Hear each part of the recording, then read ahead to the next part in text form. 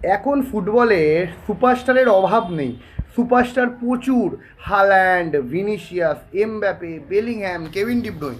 But এখনও পর্যন্ত যে দুটো নাম সবথেকে চর্চায় থাকে, যে দুটো নাম এই সব নামেদের বুঝে তাই সেই দুটো নাম হলো লিও মেসি আর ক্রিস্টিয়ানো রোনাল্ডো। রোনাল্ডো গত ম্যাচে নিজের 900তম গোল কমপ্লিট করে একটা রেকর্ড সেট করে এবং গতকালই স্কটল্যান্ডের বিরুদ্ধে একটা ড্র ম্যাচ চলছিল 1-1, সেখানে কিন্তু পর্তুগালের হয়ে সেই রোনাল্ডোই জয় ছিনিয়ে নিয়ে চলে আসে।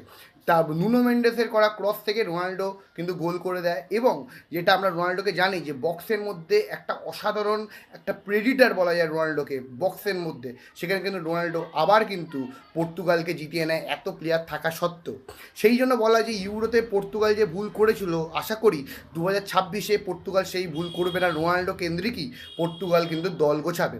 তো দেখা যাক কী হয় নেক্সট ম্যাচে। এখন কিন্তু দুটো পরপর ম্যাচে কিন্তু পর্তুগালের জয়।